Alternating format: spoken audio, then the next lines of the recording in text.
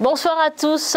Dernière semaine avant la fin de l'année, on se retrouve pour un nouveau journal du 1945 sur TLS Africa. Au sommaire de cette édition, volleyball. Les joueurs s'organisent pour une mise en jambe avant la relance officielle des compétitions de la Fédération togolaise de la discipline. Puis football, la fin de la première phase du second stage des éperviers à prime. En match amical d'entraînement sanctionné à cette première phase, les hommes d'Abalo-Dossé étaient accrochés par l'entente de Delomé, 0 but partout. On démarre cette édition avec le volleyball. Après l'autorisation du ministère en charge donnée à certaines disciplines sportives à reprendre leurs activités, certains acteurs s'organisent déjà eux-mêmes pour une mise en jambe en attendant les compétitions proprement dites de leur fédération. C'est le cas de ces amis volleyeurs qui se sont retrouvés le vendredi dernier au stade municipal autour d'un gala dénommé Classico Noël Volleyball. Une opportunité pour ces amis volleyeurs de renouer avec le terrain de jeu et de ressentir également le plaisir de pratiquer son sport. Des matchs de gala qui ont également permis à la fédération de jauger son protocole sanitaire en vue des prochaines échéances en termes de compétition en cette période de la Covid-19. À la fin de la compétition, les acteurs n'ont pas caché leur satisfaction d'avoir retapé dans le ballon après plus de 8 mois d'arrêt dû à la pandémie actuelle. Occasion saisie également par la direction technique pour faire le point sur l'état de forme des athlètes après la longue pause imposée par la Covid-19. Suivant donc les réactions des acteurs à la fin du tournoi. Ils sont au micro de Chéri Adjoblé. Ça fait vraiment longtemps. La séparation et c'était vraiment chouette de se retrouver. Des difficultés pour le moment, comme c'était juste pour un truc de retrouvailles, on n'a pas trop forcé. On a juste essayé de réveiller nos muscles. Je crois que la difficulté, ça va se sentir après. Un peu de fatigue avec le soleil, comme ça fait longtemps. Je crois que c'est juste ces deux trucs. Cette compétition est organisée par les amis, certains amis de volleyball. Je pense que la Fédé a saisi le coup pour pouvoir tester ce protocole. Il faut savoir que le ministère a autorisé la reprise au niveau du volley.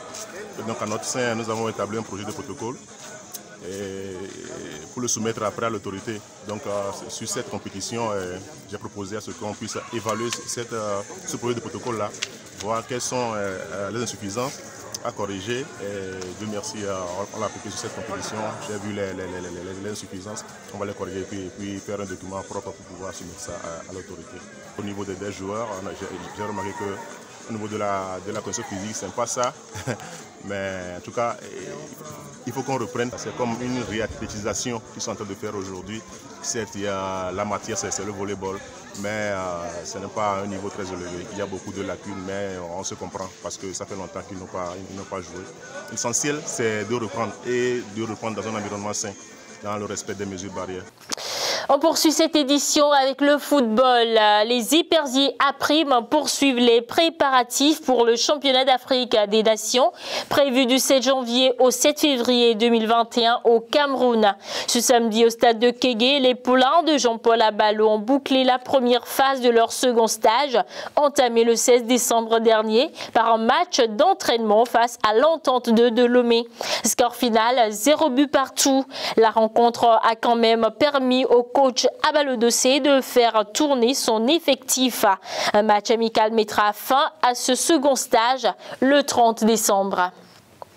À l'issue donc de ce match amical contre l'entente de Lomé, comptant pour ce second stage des éperviers à prime, le discours du sélectionneur Abalo-Dossé reste le même. Quand bien même la rencontre a été satisfaisante, l'équipe a toujours besoin des matchs de préparation. On a bien bossé. On a besoin de beaucoup de matchs parce que les entraînements ne remplacent pas les matchs. Et ça se voit qu'il manque beaucoup de compétition. Et là, sur ce match, oui, on est quand même sur une équipe aussi qui a quand même posé beaucoup de problèmes. Mais malgré ça, on a eu plusieurs occasions qu'on n'a pas réussi à concrétiser. Ça, c'est vraiment un truc qui me... Je n'arrive pas à comprendre puisqu'on ne travaille que ça. Je crois que même ce matin, on en a parlé.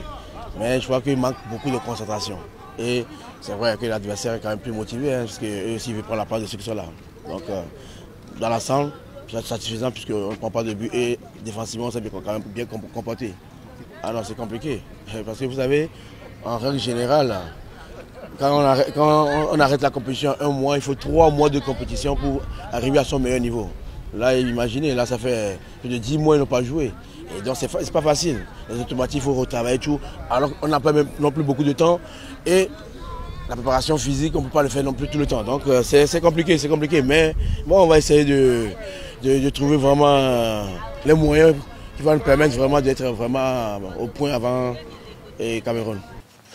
Retour sur la fête de Noël et ce geste du chef de l'État à l'endroit des enfants internés à l'hôpital de Baie. Des cadeaux de diverses natures ont été offerts à cette occasion de la fête aux enfants. Le compte rendu de cette action du chef de l'État avec Faustin Oussou et Marc Pénou.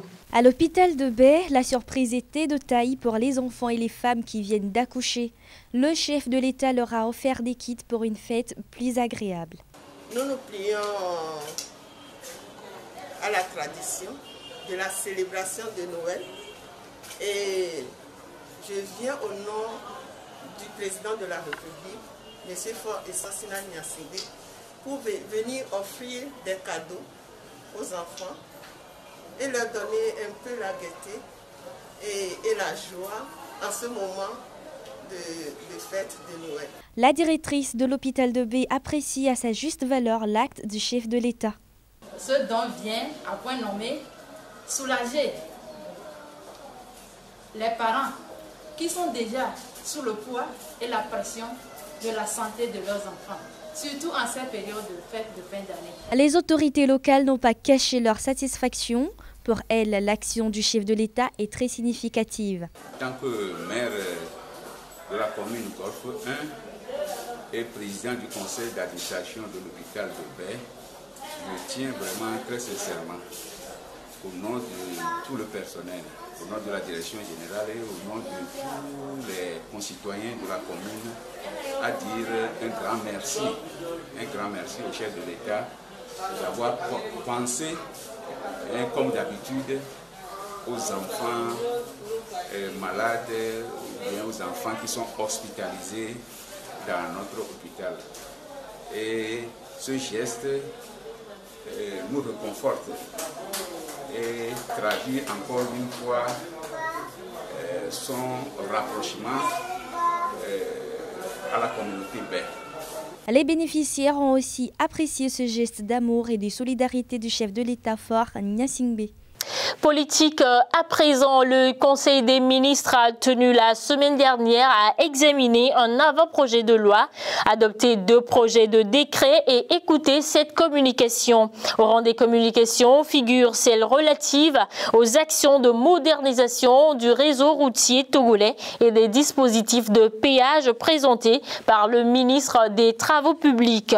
En effet, de 2005 à 2020, plus de 1500 milliards de francs CFA ont été investis dans le domaine des infrastructures au Togo. Des détails de cette communication avec le porte-parole du gouvernement. L'automatisation récente de nombreux postes de péage et la nécessité d'assurer une maintenance efficace conduit le gouvernement à envisager un ajustement des contributions des usagers à cet effort national.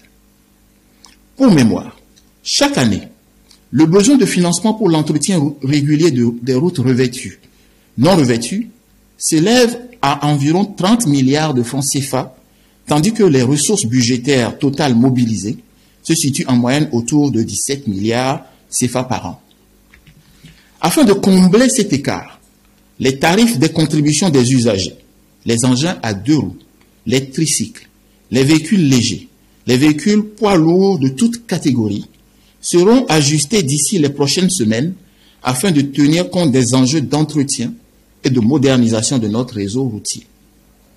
Il est à souligner que ces tarifs de péage n'ont pas connu d'augmentation depuis près de 15 ans. Avant de clôturer cette édition, sachez que les éperviers dames poursuivent leur stage à Atekpa, mais elles en sont à leur 5e jour.